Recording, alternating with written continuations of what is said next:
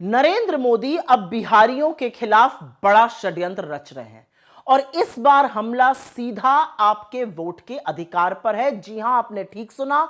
मोदी जी के चुनाव आयोग ने गरीब, मजदूर और अपने राज्यों से बाहर काम की तलाश में गए बिहारियों के खिलाफ पूरी बिसात बिछा दी है। कागज दिखाने की जो नई जुगत है, असल में वोटर लिस्ट से लोगों को बाहर करने की कवायद है। पहले समझ लीजिए, वोटर लिस्ट में 3 तरह के रिव्यू होते हैं: रूटीन रिव्यू, समरी रिव्यू और स्पेशल इंटेंसिव रिव्यू।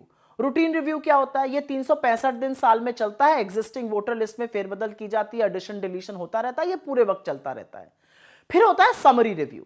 ये वोटर लिस्ट को बेस बनाकर कुछ वक्त के लिए, स्पेसिफाइड पीरियड के लिए साल में एक बार होता है, अमूमन चुनावों से पहले होता है। और फिर आता है स्पेशल इंटेंसिव रिव्यू, जो कि मौजूदा वोटर लिस्ट को हटाकर नई वोटर लिस्ट को नए सिरे से बनाने की कार्रवाई होती है। बिहार में 22 साल बाद चुनाव से सिर्फ 2 महीने पहले स्पेशल इंटेंसिव रिव्यू किया जा रहा है। पिछली बार जब यह 2003 में हुआ था, तब इसमें 2 साल लगे थे। अब दावा किया जा रहा है कि यह 1 महीने में ही हो जाएगा। अब यह कैसे संभव है, इसका जवाब चुनाव आयोग या मोदी जी दे सकते हैं। तो स्पेशल इंटेंसिव रिव्यू में होगा क्या, यह भी समझना जरूरी है।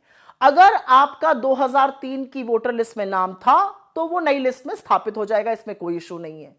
लेकिन अगर 1987 से पहले आपका जन्म हुआ था, तो आपको अपने जन्म और जन्म स्थान का सर्टिफिकेट लगाना होगा।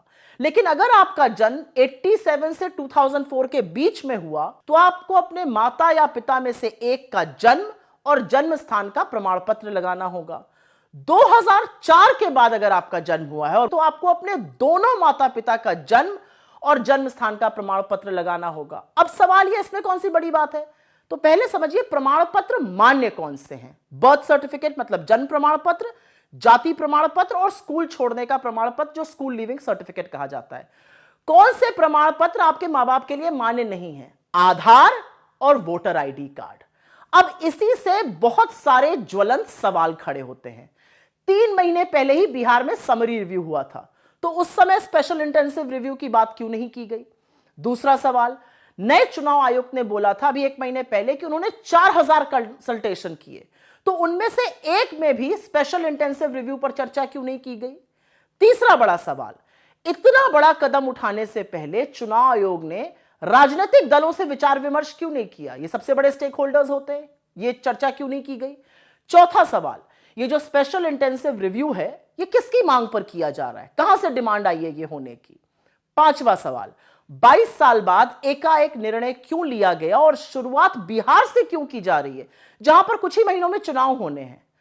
और छठा जबरदस्त सवाल यह है कि अगर यह करना ही था, तो मॉनसून के दौरान यह करने की क्या जरूरत थी, जबकि बिहार के 73% जो एरिया है वो बाढ़ग्रस्त है। और अंत में जो सवाल है, प्रमाण पत्र ही चाहिए मां बाप का, तो आधार और वोटर आईडी कार्ड मान्य कैसे नहीं होगा? कितने लोगों के पास अपने मां बाप के बर्थ सर्टिफिकेट होंगे?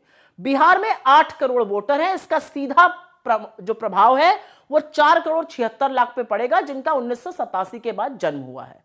इसका सबसे ज्यादा खामियाजा गरीब, मजदूर और प्रवासी झेलेंगे। मतलब एक प्रधानमंत्री जो अपनी डिग्री ना दिखाने के लिए कानून बनाता है, वो पूरे देश के कागज देखने पर आमादा है। वो क्यों बार बार ऐसे स्वांग रचते हैं जिससे गरीब मजदूर का सबसे बड़ा हथियार, उसका वोट ही छीन लिया जाए?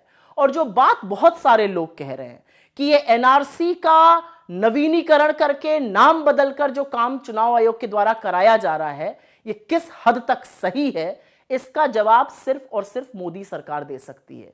लेकिन चुनाव के 2 महीने पहले यह होना, और इससे संभवतः बहुत सारे लोग वंचित रह जाएंगे वोट देने से, यह सवाल आज पूरा देश के चुनाव आयोग से और नरेंद्र मोदी जी से पूछ रहा है।